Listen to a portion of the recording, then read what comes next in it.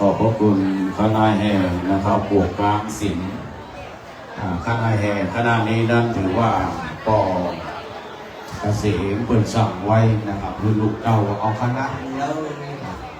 เพราะว่าคณะแห่นั้นมันมีน้ำกับเพราะว่าคณะแห่ปวกกลางศิลป์ปอเกษมมีความโอ้หมดนะครับปอคุณมีมันได้เลยดังนั้นบอกว่าเป็นบุญเป็นกุศลนะครับความคณะแห่ความคณะแห่เลยดังนั้นบอกเลยนะถ้าที่ว่าทางงานบอกไปออกไปสิโอ้ก็ได้กินข้าวน้ำป่าอาหารนะครับบอกว่าเลยเพราะว่าในคดีที่พลาดไปต้องขอสิมาต้องเลยวันนี้เจอท่านผู้ชมเรียนขึ้นตะบนเลยมาเป็นโดยเฉพาะวันนี้ขอเชิญข้างบนว่างอยู่นะครับว่างอยู่นะครับโดยเฉพาะทางด้านท่านดีผู้ต่อรับนะครับชื่อส่วนสอบส่วนภาค5ขึ้นข้างบนนะครับนะครับมีสักครู่จะได้ขอนำเรียนและในเป็นประธานในการเข้าสักการะพระบรมไตรลักษณ์นะครับท่านสุดีนะครับในโอกาสต่อไปนะครับทางด้านพระสงฆ์ที่ได้กล่าวอาราธนานิมนต์นะครับซึ่งประกอบไปด้วยท่านพระเดชพระคุณเจ้าท่านพระครูวิสิตกรรมกรเจ้าคณะตำบลสังขารเจ้าวัดพระศรีมาลาท่านพระคุณเจ้านั่งเทียบเป็นรูปที่2ท่านพระเดชพระคุณเจ้าท่านพระครูสุนทรพัฒนาการท่านเจ้าคณะตำบลศรีภูมิที่3ท่านเจ้าวัดวัดตุลีท่านพระคุณเจ้ารูปที่4ท่านพระรูปที่3ท่านพระอาจารย์ชัยวิทย์ธรรมรัตโตนะครับท่านพระคุณเจ้าจากวัดท่าทุ่งนะครับท่านพระคุณเจ้ารูปที่4ท่านพระครูสถิตบุญรังสีเจ้าวัดวัดสันพระเนตรนะครับท่านหลวงพ่อและจากนั้นก็ท่านพระอาจารย์ท่านพระครูปณิกาธาราตนจันทปัญโยเจ้าวัดวัดมหา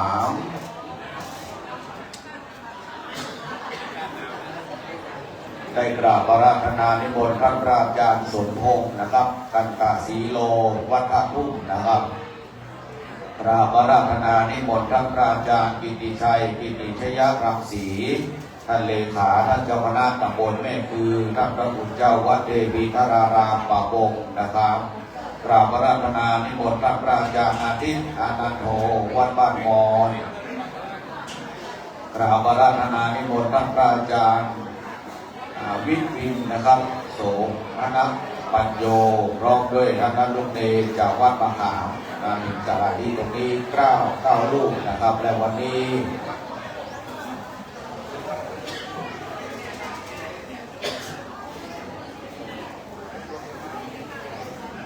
้ต้องขอบคุณทางด้านคุณสมพงษ์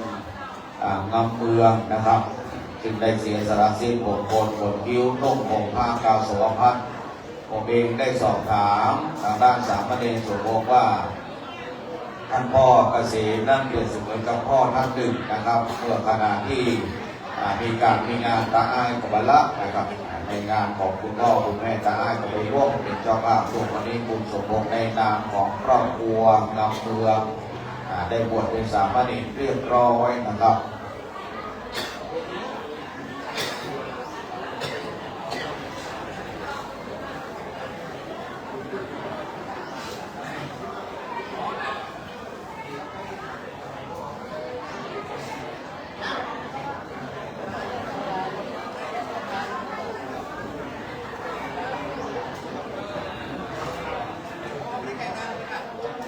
ข้างบนว่างนะครับในโอกาสต่อไปนี้แต่เวลาแล้วนะครับสิทธิเนวไวสาเทวาอารักษ์คุ้มครองสถานที่ตั้งบำเพ็ญกุศลณที่บ้านของท่านคุณพ่อเกษมใจดอกศรีผู้ได้ลาลับดับกันจากไปด้วยบุญญาบารมีที่ลูกสาวลูกชายญาติพี่น้องได้ประกอบพิธีเป็นบุญกุศลในโอกาสวันนี้เป็นวาระโอกาสวันสุดท้ายแล้วณโอกาสวันนี้ในนามของคณะลูกหลานและญาติท่านผู้ทรงเกียรติขอนำเรียนกราบเรียนมายังทางด้านท่านพันเอกสมบูรณ์ถือภูลนะครับอดีตผู้กำกับสอบสวนสืบสวนภาค 5 ของรัฐเกียรติได้เป็นประธานเข้า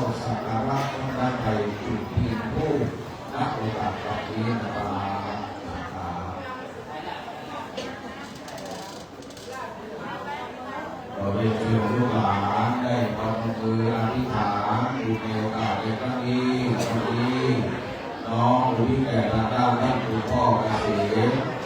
แก่เป็นสายเลี้ยงง่ายต้อง13 ปีที่จากไป16 ธันวาที่ผ่านมานะครับหลังจากท่านตาเวสมบูรณ์ผิวภูมิ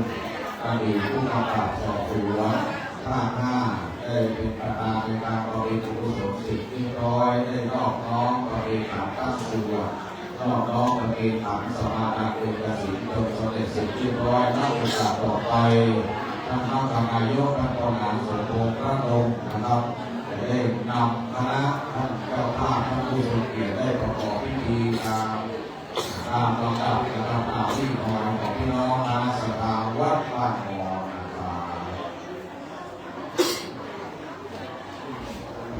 ต่อไปได้ที่เริ่มรับที่เป็นลำดับต่อไปนินาสักกะเทนะพุทธังอภิปูชยามะอิทินาสักกะเทนะธัมมังอภิปูชยามะอิทินาสักกะเทนะสังฆังอภิปูชยามะอะระหังสัมมาสัมพุทโธภะคะวาพุทธังภะคะวันตังอะภิวาเทมิสวากขาโตภะคะวะตาธัมโมธัมมังนัมมัสสามิ สุปฏิปันโนภะคะวะโตสาวกสังโฆสังฆังนามามิมะยังพันเตปิสุวิสุรัตนาตายาเอกเทนะสานะปัญจศีรานิยจามะโอเอยังปิปัจยังมังเตวิสุวิสุรัตนาตายาเอกเทนะสานะปัญจศีรานิยจามะสัพเพยังปิปัจยังมังเตวิสุวิสุรัตนาตายาเอกเทนะสานะปัญจศีรานิยจามะ นะโมตัสสะภะคะวะโตอะระหะโตสัมมาสัมพุทธัสสะนะโมตัสสะภะคะวะโตอะระหะโตสัมมาสัมพุทธัสสะนะโมตัสสะภะคะวะโตอะระหะโตสัมมาสัมพุทธัสสะนะโมตัสสะภะคะวะโตอะระหะโตสัมมาสัมพุทธัสสะนะโมตัสสะภะคะวะโตอะระหะโตสัมมาสัมพุทธัสสะนะโมตัสสะภะคะวะโตอะระหะโตสัมมาสัมพุทธัสสะพุทธังสรณังคัจฉามิธัม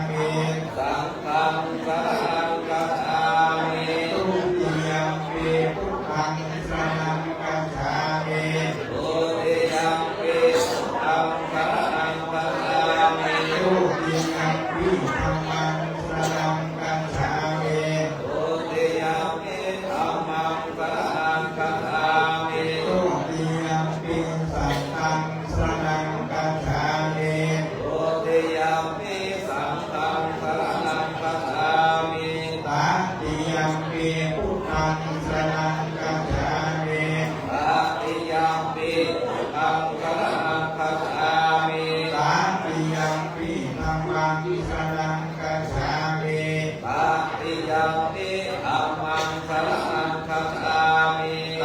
ติยัมปิสังฆังสรณังคัจฉามิตติยัมปิสังฆังสรณังคัจฉามิปานาติปาตาเวระมณีสิกขาปะทังสมาธิยามิปานาติปาตาเวระมณีสิกขาปะทังสมาธิยามิอาทินนาปนาเวระมณีสิกขาปะทังสมาธิยามิอาทินนาปนาเวระมณีสิกขาปะทังสมาธิยามิอาเมตุมิจาจาราเวระมณีสิกขาปะทังสมาธิยามิอาเมสุมิสาจาราเวระมณีสิกขาปะทังสมาธิยามิมุสาวาตาเวระมณีสิกขาปะทังสมาธิยามิมุสาวาตาเวระมณีสิกขาปะทังสมาธิยามิสุราเมรยะมัจจปมาทฐานาเวระมณีสิกขาปะทังสมาธิยามิสุราเมรยะมัจจปมาทฐานาเวระมณีสิกขาปะทังสมาธิยามิอิมามิปัญจสิกขาปัญจนิสิเวนะสุขติยันติสิเนนะโภคสัมปันตาสิเนนะโภติยันติกัสสมาธินังปิโสนะเว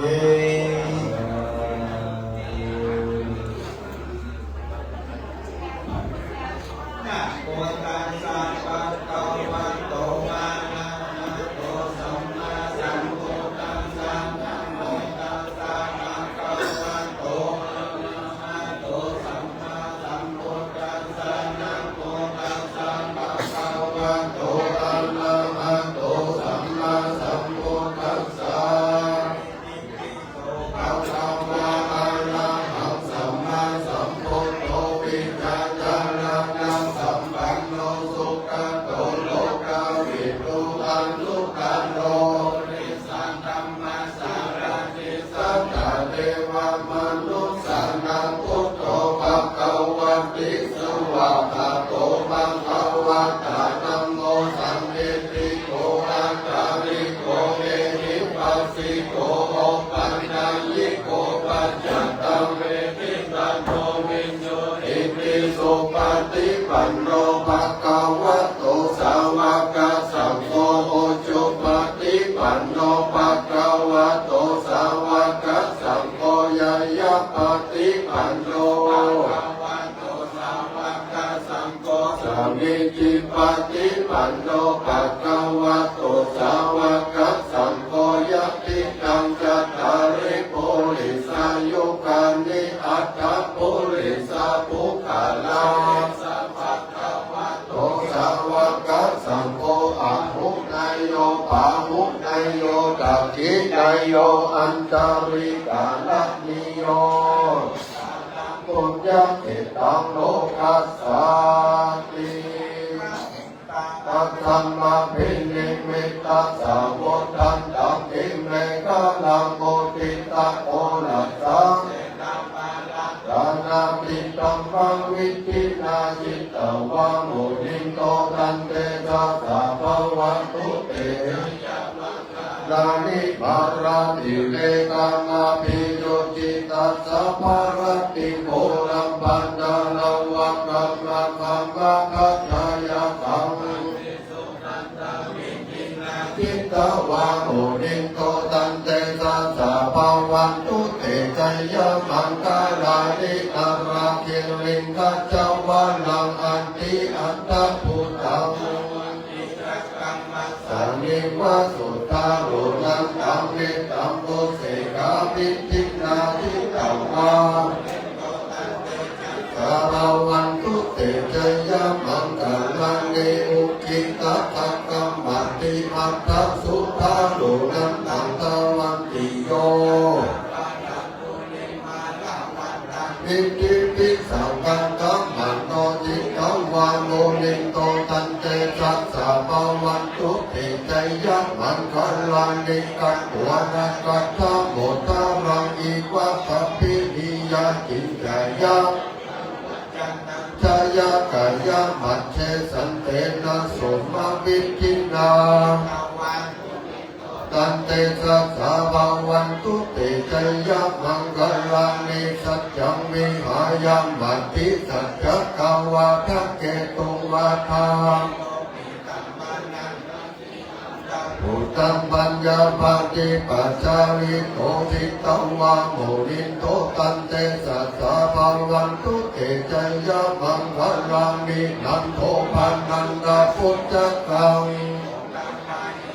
พุทเทนะเทระพุทธเขนะธรรมะปายันโตอิทุปะเทสวิทินา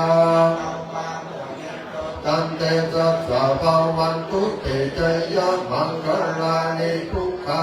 ทิฏฐิพุทธเขนะสุทัตถะหัตถังพระมังนังยานาการเทนังวิทินาจิตตวะโมนิโตวันตุติใจยะมังคัลลานิเอตติพุทธใจยะมังคัลลาทัตถะโยวัจจโนตินาทิเนตันติหิกวานาเนกามิวิธานิจุปัตตวานิโมขังสุขังยานาโรสัพพัญโยกุศลธรรมะอัปปยังกัตตะธรรมะสุขายะเวทนายะสัมปยุตตะธรรมะทุกขายะทุกขมังสุขายะเวทนายะสัมปยุตตะธรรมะวิปากะธรรมะวิปากะธรรมะธรรมะเนวะวิปากะธรรมะธรรมาอุปาทินุปัตตานิยาธรรมาอนุปาทินุปัตตาอนุปาทินานุปัตตานิยาธรรมาสังเกเรตาสังคิเรสังเกเรตาสังคิเรสิกาธรรมาอะสังเกเรตาสังคิเรสังวิตักกะสาวิจารสัมมาอาวิตักกะวิจารมัตตาธรรมาอาวิตักกะวิจารธรรมาสังกัตตาธรรมาอุเปนาสังกัตตาธรรมาทัสสะเกนะปะหะตัปปะธรรมาภาวนายะธรรมาเนวะทัสสะเนนะนะภาวนายะปะหะตัปปะธรรมาทัสสะเนนะภาหะตัปปะเหตุกะธรรมาตัปปะเหตุกะธรรมาเนวะทัสสะเนนะนะภาวนายะปะหะตัปปะเหตุกะธรรมาจยะปัจจยะภามิโนนัมมาเนปัจจยะภามิโนนัมปัจจยะภามิโนนัมมาสิกขาธัมมา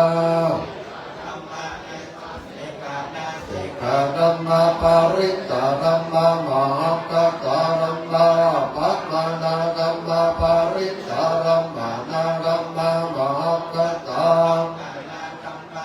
ปัปมานาธัมมานาธัมมาหิตาธัมมามัชฌิมาธัมมาปานิตาธัมมาวิจัตตานิยตาธัมมาสัมมันตา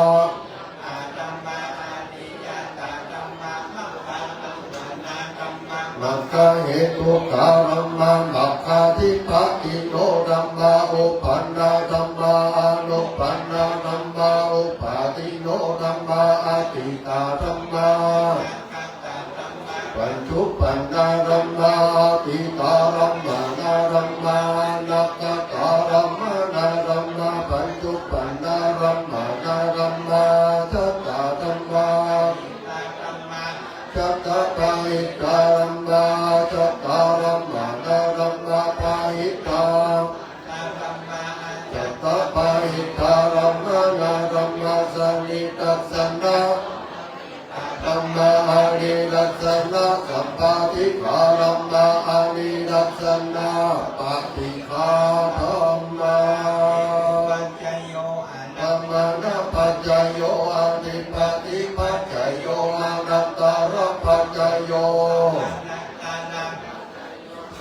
สตาปัจจโยอัญญมัญญปัจจโยนิสัยปัจจโยเรชาตาปัจจโยปัจจจตาปัจจโยอาเสมนาปัจจโยกัมมาปัจจโยวิปากปัจจโยอินทรียปัจจโยชานะปัจจโยมัคคะปัจจโยสัมปายุตตาปัจจโย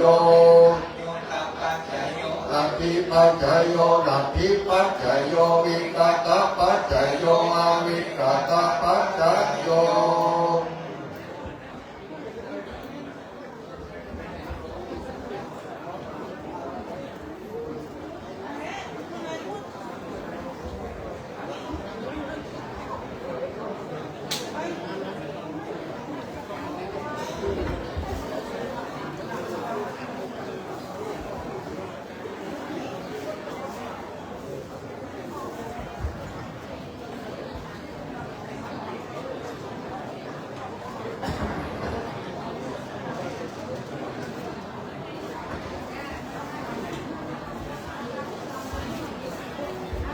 ไปถึงมาถึงบ้าน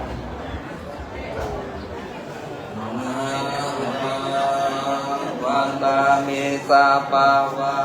นานังอานังสัพพโลสังฆมัสสะเนปันเตลูกโอคัสสะพันเตนะเตนะปัจจัมสังวราตังอาญาอภิภาคนา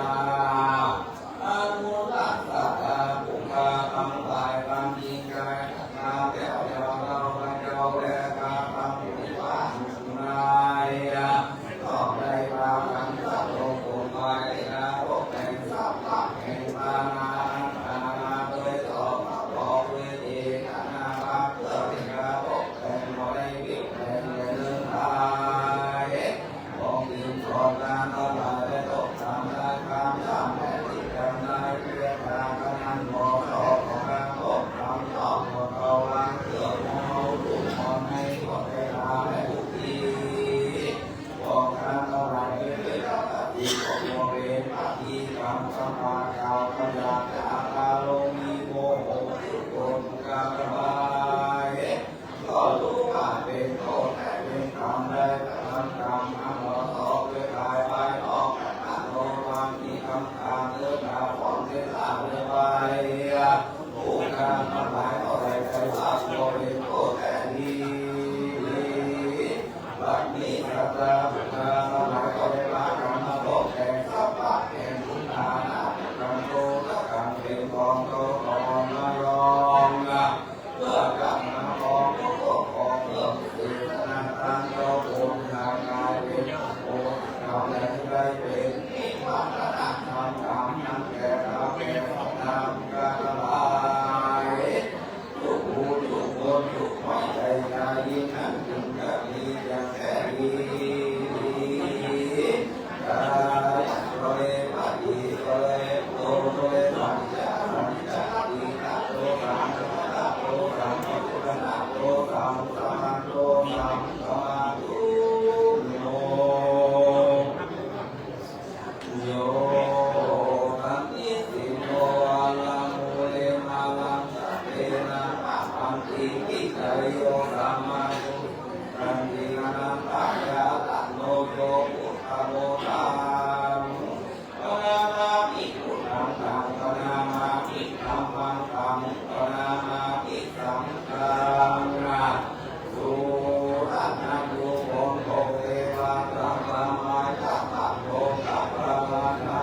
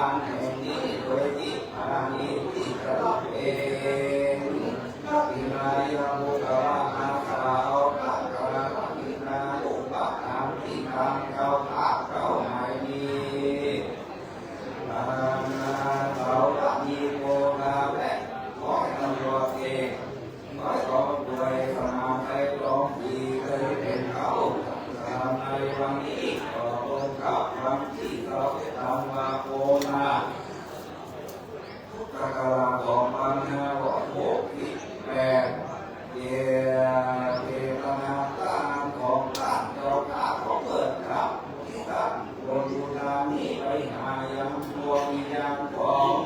พ่อกับเองในของใครของที่ผู้ตายจากโลกนี้ไปสู่โลกหน้ามีกับมีว่าทาทางออกไปยังญาติญาติพี่น้องทุกท่านอันนี้ในที่กำลังที่กำลังแผ่มาแผ่หมายการในอาทิตย์ทานอัน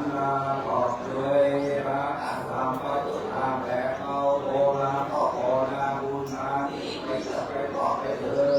งแก่ผู้มรณะพอคือพ่อ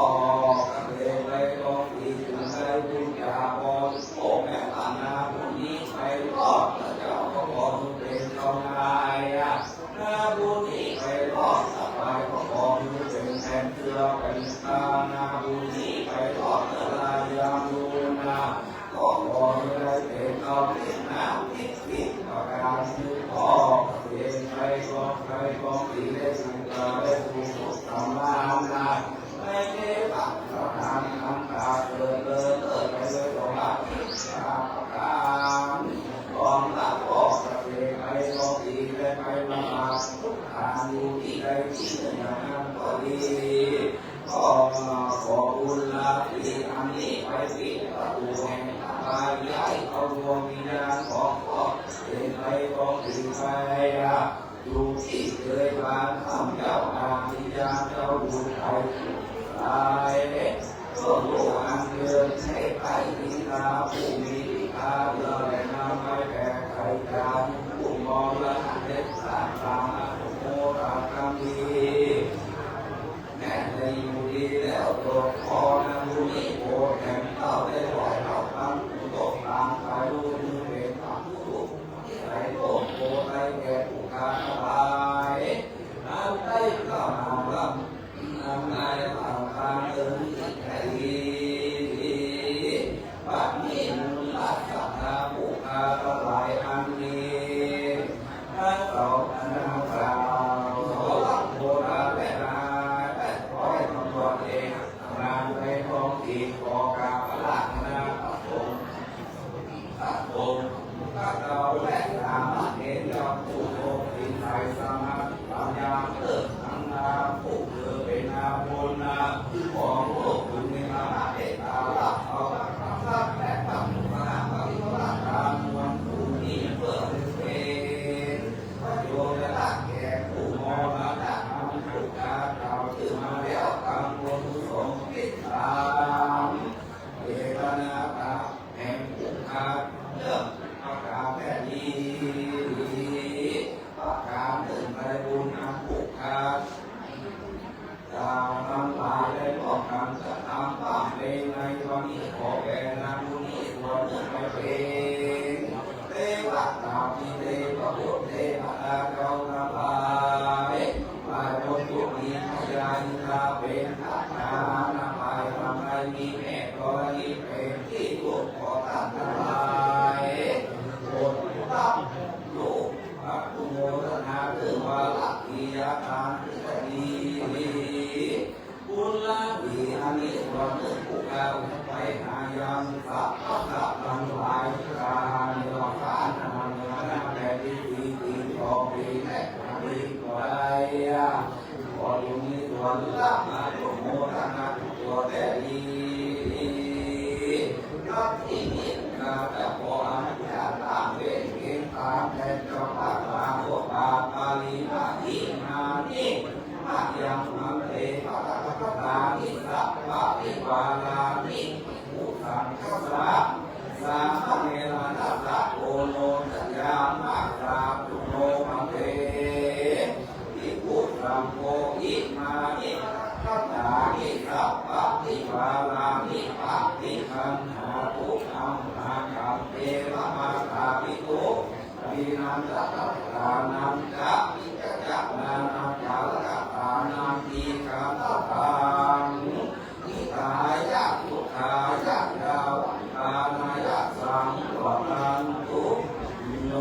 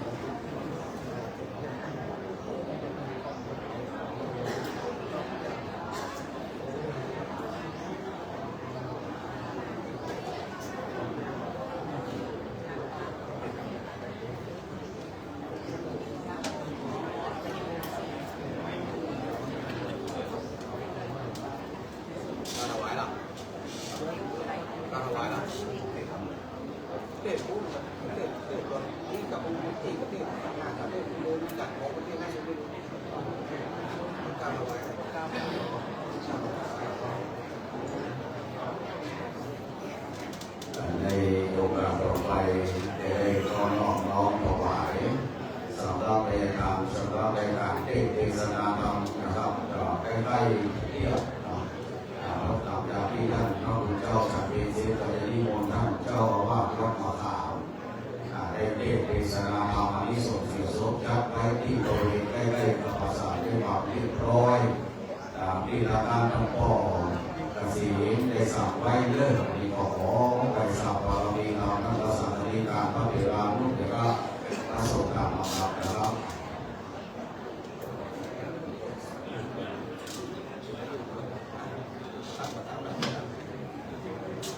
ในโอกาสนี้ในนามของครอบครัวใกล้ดงศรีโดยมีท่านอาจารย์สวรักษ์โพธาพร้อมด้วยครอบครัวทั้งร้อยตรีสมาน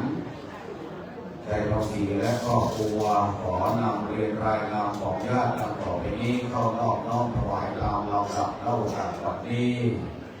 ท่านผู้ทรงเกียรติท่านที่หนึ่งในนามของครอบครัวไทยดงศรีขออนุญาตนำเรียนนะครับ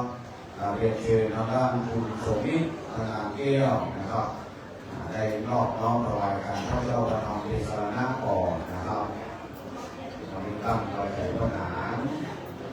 ก็ถือว่าเป็นที่เคารพนับถือของครอบครัวเริ่มตั้งแต่เวลาได้สิ้นไปก็ได้เป็นที่ปรึกษาเป็นที่เสาหลักได้คอยแนะนำในการสร้างบุญบุญทานแก่คุณพ่อการเลี้ยงยกต่อเลยสาธุสาธุให้เป็นถวายทุกการพระเจ้าประท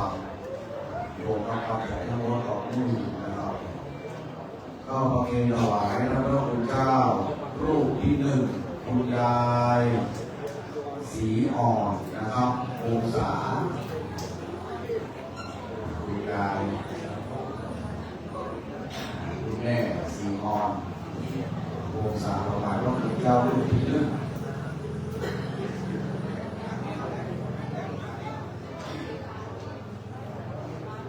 ต้องนอบน้อมถวายพระคุณเจ้ารูปที่สองท่านร้อยเรียนสุเทพ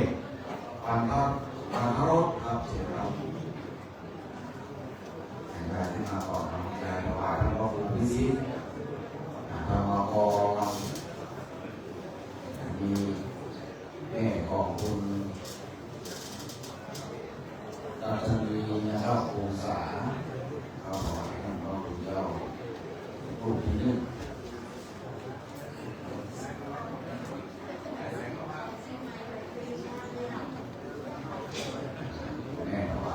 ยืนเลยยืนเลยแม่ยืนเลยนั่งยากแม่นั่งไปสาธุสาธุสาธุได้แม่เองก็ยังดูนะแม่มานั่งแม่นั่งให้นั่งเก้าอี้ต่อไปท่านร้อยตำรวจเอกสุเทพนะครับปันทรสถวายพระคุณเจ้ารูปที่สองหลวงพ่อวัดบุญดี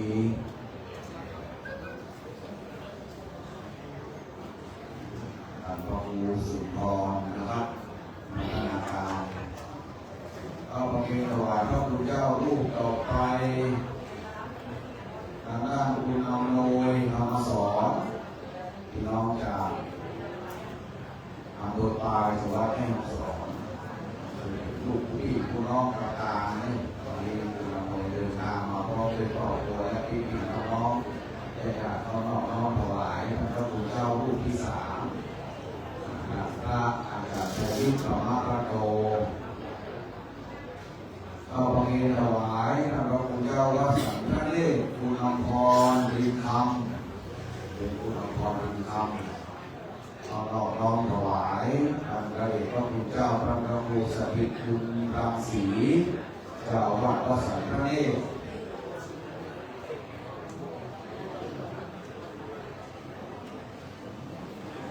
รูปต่อไป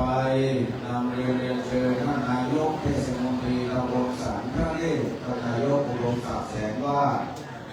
เขานอบน้อมถวายท่านพระคุณเจ้าท่านพระครูไพลิกาพระราดล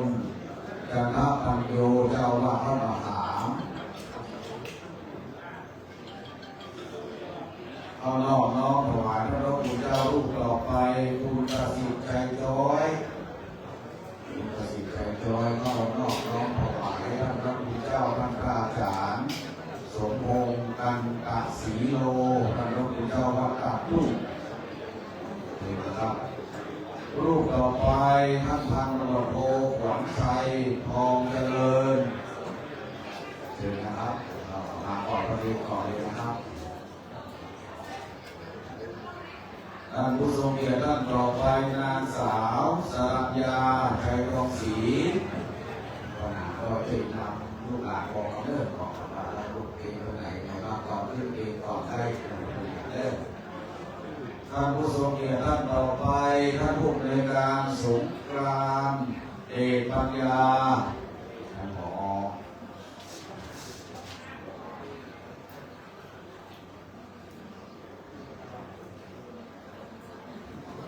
เอาพระเกศถวายรูปต่อไปท่านอาจารย์เปรมจิตภูปพันธ์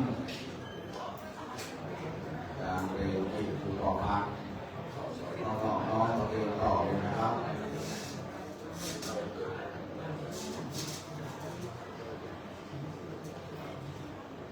ท่านผู้ทรงเกียรติก็น้อมถวายรูปต่อไปท่านพันตำรวจโทมนตรียศบุตรท่านเลขาท่านนายกเทศมนตรีตำบลสันพระเนตรขอบคุณท่านนายกขอบคุณผู้บริหารโดยเฉพาะท่านนายกเป็นอัพส่วนตำบลหน้าบ้านโอ้โล่งเลยที่ขอบคุณท่านสทมาผู้คุ้มไม่ได้ผลละนะครับผู้คุ้มมาช่วยนี้ท่านเลขาท่านนายกรูปต่อไปนำเรียนเชิญคุณยุพินโพธา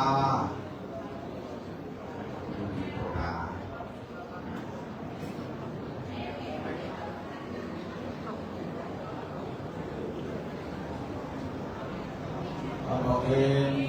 รูปต่อไปท่านพันตำรวจตรีสมศักดิ์วงศ์ธรัตน์นะครับเราลองถวาย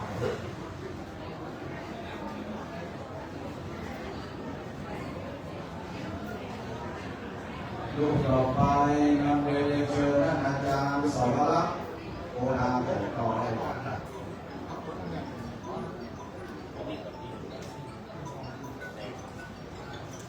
ท่านต่อไป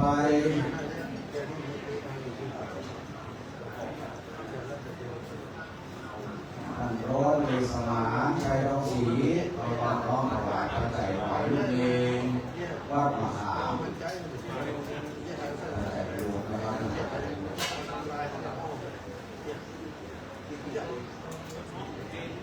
ในโอกาสต่อไปขออนุญาตท่านคุณแม่คุณช่วยคุณช่วยทำดีแม่คุณช่วยยังไงนี่แม่นะอันนี้น้องของแม่นางลูกเอาโบราณมาไปส้มโบราณมาถวายไม่ไปนะไม่มาเป็นสมโภชแม่บอก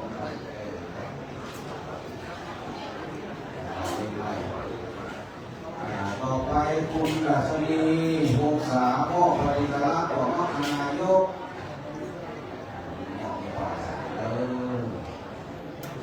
มีสมตั้งใจให้ตาแล้วบุตรธิดาได้สั่งได้ส่งไปได้บอกได้กล่าวบอกน้องสร้างศาลาผมเองอยู่ใกล้แค่ถามว่าเป็นศาลาอย่างไรแล้วเหลือถ้าดูก็มีเยอะอย่างที่เราผสมน้ำเนี่ย ที่มีการซื้อผมไปหมดเกี่ยวมองหมดแล้วซื้อแต่น้ำมันมาหมดบางทีขอชมว่าเอาโต๊ะบูชาเตรียมพร้อมไว้แล้วเลยได้ว่าแล้วว่าจะไปต้องได้ได้ตามวันนี้ลูกบ่าวกับการดูลูกสาวลูกคุณค่าจะจ่าสามครับ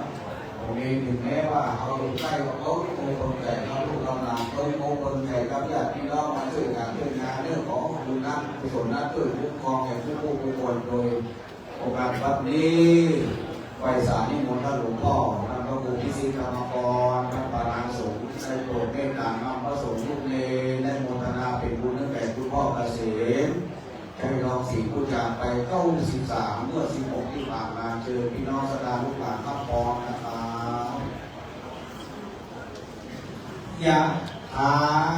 วะเตวะหาปุรังปาริปุเรนติสังขารัง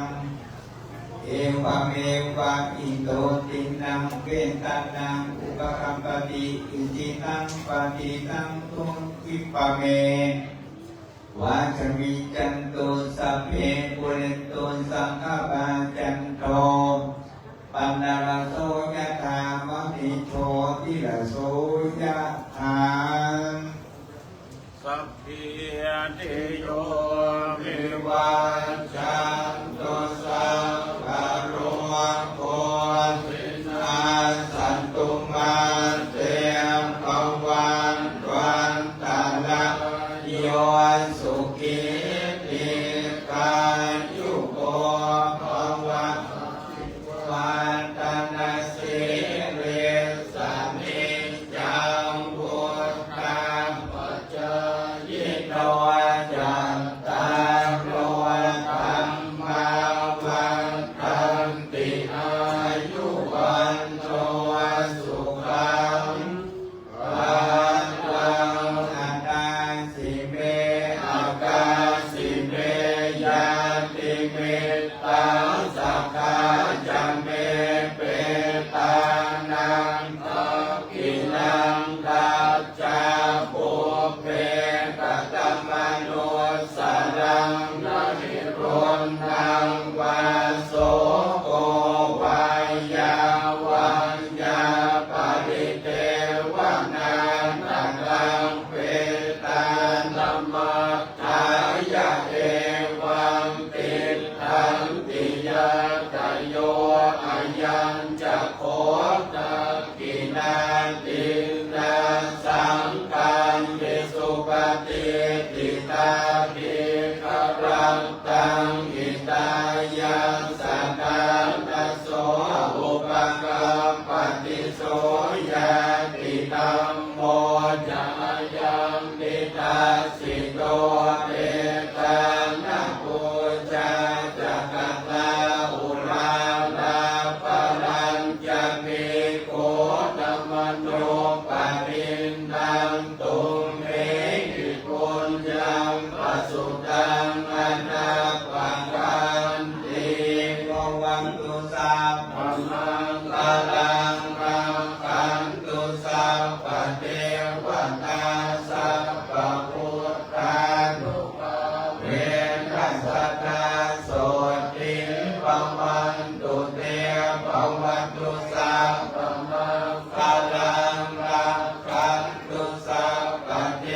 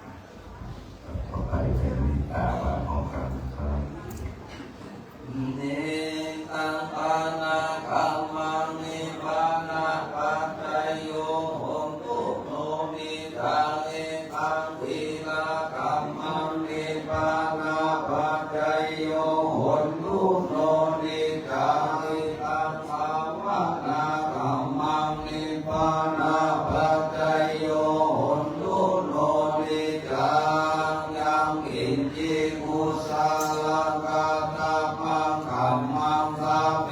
หิกาเตหิกาตังปุญญังโนอนุโมทันตุสุนันตุโอนโตเยเทวาสามิกาเน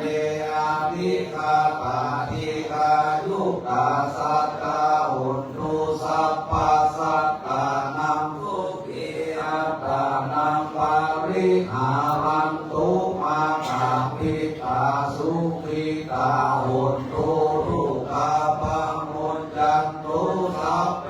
ยัตตาสาสุขิตาอุนตุทุกขาปังมุจจันตุสัพเพยัตตาสาสุขิตาอุนตุทุกขาปังมุจจันตุสัพเพปิสาสัพเพยัตตาสัพเพเปตาสุขิตาอุนตุทุกขาปังมุจจันตุสัพเพนาคาตาสุขิตาอุนตุทุกขาปังมุจจันตุสัพเพเทวาสุขิตาอุนตุทุกขาปังมุจจันตุสัพเพอาจาริโยปัจจยาสุขิตาอุนตุทุกขาปังมุจจันตุสัพพะสัมปติหังสามิจันตุโภกายเนวาจายาวาเยกัสสาวาพุทเทอุกัมมังปะปะทังมะยายังพุทโธปฏิคันหันตุอาจายังตังกาลังคะเรสังวริตุวะพุทเทกายเนวาจายาวาเยกัสสาวาธัมเมอุกัมมังปะปะทังมะยายัง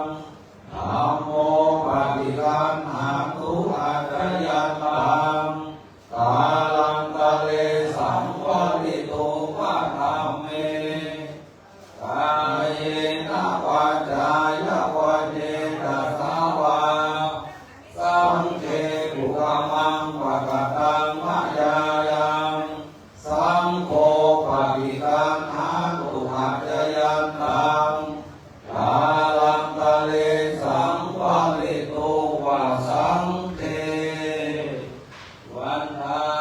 มิปันเตสัพพังอาปาลาภังกามาทะเมปันเตมะยังกะตังปุญญังสามินาอานุโมทิตาปังสามินากะตังปุญญังไมหังทาปังสาธุสาธุอนุโมทา